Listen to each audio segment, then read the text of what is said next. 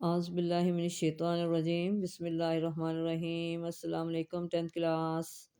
آپ کی نیو بک مطالعہ پاکستان کی آ گئی ہے۔ اس کا پہلا ہمارا چیپٹر ہے پاکستان کی نظریاتی اساس۔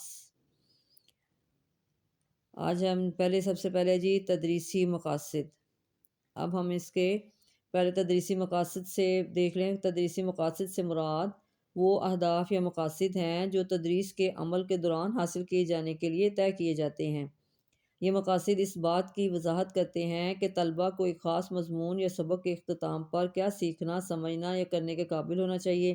تدریسی مقاصد تعلیمی عمل کو منظم اور مؤثر بنانے میں مدد دیتے ہیں۔ آئیے اس پہ نظر ڈالتے ہیں۔ نمبر 1 ہے نظریے کی اصطلاح کی تعریف بیان کر سکیں۔ نمبر 2 نظریہ پاکستان کے اہم ماخذ سے واقفیت حاصل کر سکیں۔ نمبر 3 ہندوستان میں اسلامی دور حکومت کے دوران اسلام کی بنیادی اقدار، مسلمان، مصلحین اور سماجی ثقافتی حوالے سے نظریہ پاکستان کی وضاحت کر سکیں۔ نمبر 4 ہے برصغیر کے مسلمانوں کی مذہبی، ثقافتی، سماجی، معاشی محرومی کے حوالے سے دو قومی نظریے کے آغاز اور ارتقاء کی وضاحت کر سکیں۔ نمبر 5 علامہ محمد اقبال، قائد اعظم محمد علی جناح کے ارشادات کی روشنی میں نظریہ پاکستان کی وضاحت کر سکیں۔ یہ تھے آپ کے تدریسی مقاصد۔ آئیے اب ٹاپک کی طرف۔ پہلا ٹاپک ہے آپ کا نظریے کی تعریف، ماخذ اور اہمیت۔ برصغیر میں پاکستان کے نام سے ایک آزاد ریاست کا قیام 20ویں صدی کا اہم ترین واقعہ ہے۔ اس واقعے کے پیچھے ایک مضبوط نظریہ کار فرما تھا۔ نظریے کے لیے انگریزی میں آئیڈیالوجی کا لفظ استعمال ہوتا ہے۔ یہ لائن آپ کی MCQs کی۔ نظریے کے لیے انگریزی میں آئیڈیالوجی کا لفظ استعمال ہوتا ہے۔ آگے نظریہ۔ لفظ نظریہ اپنی تعریف اور معنی کے لحاظ سے ابتدا ہی سے سماجی دانشوروں کے درمیان اختلاف رائے کا باعث رہا۔ مختلف ادوار کے مکاتب فکر اور محققین نے اسے اپنے اپنے انداز میں بیان کیا ہے۔ اب یہاں پہ شارٹ آپ بنائیں گے، لفظ نظریے کی تعریف بیان کریں۔ آگے معنی کے لحاظ سے نظریے سے مراد سوچ یا مقصد ہے، جبکہ اصطلاحی معنوں میں نظریے کی تعریف اس طرح بھی کی جا سکتی ہے۔ نمبر 1 کسی شے کو وجود میں لانے کے لیے ذہن میں جو سوچ، فکر اور نقشہ ابھرتا اور قائم ہوتا ہے، نظریہ کہلاتا ہے۔ کسی بھی مقصد کے حصول کے لیے بنایا گیا فکری خاکہ نظریہ کہلاتا ہے۔ کسی خاص مقصد کے لیے کسی قوم کی اجتماعی سوچ کا ایک بات پر متفق ہو جانا بھی نظریہ کہلاتا ہے۔ ایسی بات جو لوگوں کو متحد کر کے اس کے حصول کی کوشش پر آمادہ کر دے، نظریہ کہلاتی ہے۔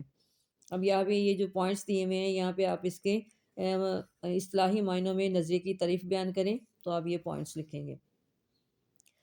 اچھا آگے نظریے سے مراد ایسا ضابطہ یا پروگرام ہے جس کا بنیادی فلسفہ تفکر پر رکھی گئی، جس کی بنیاد فلسفہ تفکر پر رکھی گئی ہو اور انسانی زندگی کے مختلف پہلوؤں مثلا سیاسی، معاشرتی اور تہذیبی مسائل کے حل کے لیے کوئی لاہ عمل بنایا گیا ہو۔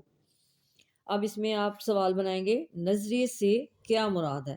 تو پھر آپ لکھیں گے نظریے سے مراد ایسا ضابطہ یا پروگرام ہے جس کی بنیاد فلسفہ تفکر پر رکھی گئی ہو اور انسانی زندگی کے مختلف پہلوؤں مثلا سیاسی، معاشرتی اور تہذیبی مسائل کے حل کے لیے کوئی لاہ عمل بنایا گیا ہو۔ بچوں، اگلا دوسرا ٹاپک ہے نظریے کی اہمیت۔ نظریہ لوگوں کی سوچ کی عکاسی کرتا ہے۔ اقوام اسی وجہ سے زندہ نظر آتی ہے۔ نظریہ انسان کے ایک دوسرے کے ساتھ قومی حقوق و فرائض کی وضاحت کرتا ہے۔ نظریہ قوم کو متحد رکھنے میں مددگار ثابت ہوتا ہے۔ نظریہ مقاصد کے حصول کے لیے ہر قسم کی مشکلات کا مقابلہ کرنے کی طاقت بخشتا ہے۔ نظریہ مقاصد کے حصول کے لیے جدوجہد کا جذبہ پیدا کرتا ہے اور مقاصد کے حصول کو یقینی بناتا ہے۔ نظریہ انقلاب کو جنم دیتا ہے اور اسی وجہ سے نئی راہیں نکلتی ہیں۔ یہاں پہ بچوں آپ نے شارٹ کوسچن بنانا ہے کہ نظریے کی اہمیت پر 5 نکات تحریر کریں۔ تو اس میں سے آپ نے 5 نکات نکالنے، جیسے نمبر 1 آپ لکھیں گے اقوام اسی وجہ سے زندہ نظر آتی ہیں۔ نمبر 2 نظریہ انسان کے ایک دوسرے کے ساتھ قومی حقوق و فرائض کی وضاحت کرتا ہے۔ نمبر 3 نظریہ قوم کو متحد رکھنے میں مددگار ثابت ہوتا ہے۔ نمبر 4 نظریہ مقاصد کے حصول کے لیے ہر قسم کی مشکلات کا مقابلہ کرنے کی طاقت بخشتا ہے۔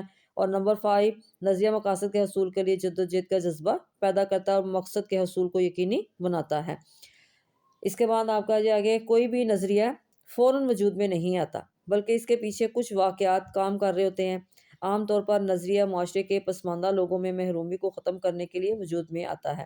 یہاں پہ شارٹ بنے گا نظریہ کیسے وجود میں آتا ہے؟ تو آپ لکھیں گے کوئی بھی نظریہ فوراً وجود میں نہیں آتا، بلکہ اس کے پیچھے کچھ واقعات کام کر رہے ہوتے ہیں۔ عام طور پر نظریہ معاشرے کے پسماندہ لوگوں میں محرومی کو ختم کرنے کے لیے وجود میں آتا ہے۔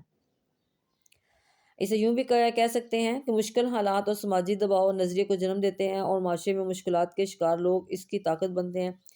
یہاں پہ آپ شور بنائیں گے کون سے حالات نظریے کو جنم دیتے ہیں، تو آپ یہاں پہ کریں گے مشکل حالات اور سماجی دباؤ نظریے کو جنم دیتے ہیں، اور معاشرے میں مشکلات کے شکار لوگ اس کی طاقت بنتے ہیں۔ آگے جی، جس طرح امریکہ میں سیاہ رنگت کے لوگوں نے مساوی حقوق کے حصول کے لیے جدوجہد شروع کی، تو ان کا نظریہ مساوی حقوق کے حصول کا تھا۔ ایک لمبے عرصے تک بنیادی انسانی حقوق سے محرومی نے ان میں مساوی حقوق کے حصول کے لیے ایک نظریے نے جنم لیا۔ اسی طرح برصغیر پاک و ہند کے مسلمانوں نے اپنے سماجی سیاسی حقوق کے حصول کے لیے جب جدوجہد شروع کی، تو اس کی وجہ انگریزوں اور ہندوؤں کا ظالمانہ رویہ تھا، جس نے مسلمانوں کے اندر آزادی کی لہر پیدا کی اور مسلمانوں کے لیے علیحدہ وطن کے لیے نظریہ وجود میں آیا۔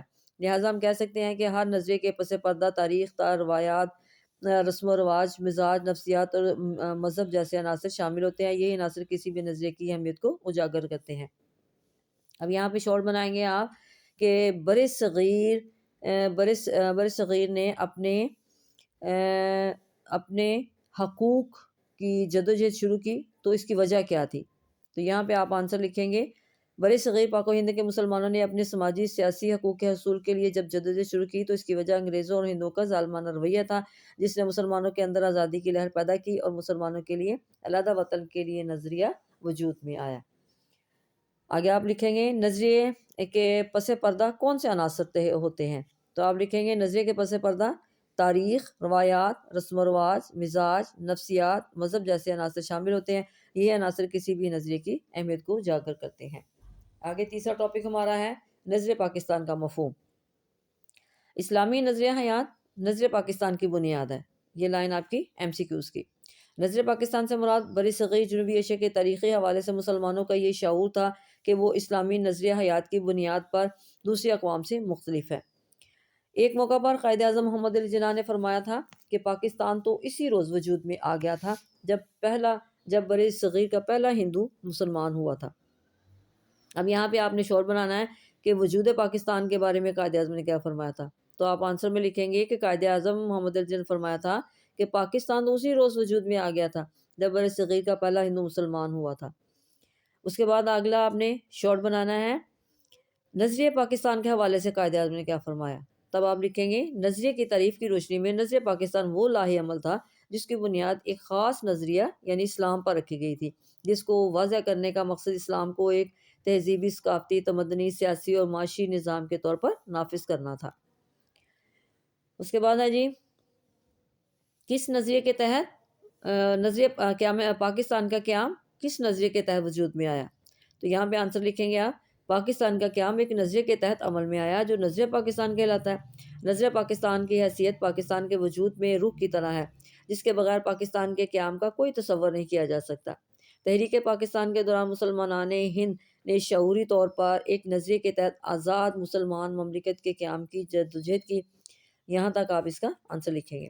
اب آگے کیا ہے جی ذیل میں نظریہ پاکستان کی تعریف پیش کی گئی ہے۔ یہاں پہ سوال بنائیں گے نظریہ پاکستان کی تعریف بیان کریں، تو یہاں پہ کیا ہے نمبر 1 نظریہ پاکستان سے مراد ایک الگ خطہ زمین کا حصول ہے جس میں مسلمانان برصغیر قرآن و سنت کی روشنی میں اسلامی قدروں اور نظریات کو محفوظ کر سکیں اور اپنی زندگی اسلام کے روشن اصولوں کے تحت گزار سکے۔ نمبر 2 تحریک پاکستان اور تعمیر پاکستان کے مجموعی تصور کو نظریہ پاکستان کہتے ہیں۔ نمبر 3 نظریہ پاکستان وہ نظریاتی بنیاد ہے جس کے تحت برصغیر کے مسلمانوں نے اپنی شناخت، حقوق، علیحدہ وطن اور قومی فلاح و بہبود کے لیے جدوجہد کی۔ یہ تھے بچوں آج کا ہمارا ٹاپک۔ انشاءاللہ اگلے ٹاپک کے ساتھ پھر آپ سے ملیں گے۔ خوش رہیں، آباد رہیں۔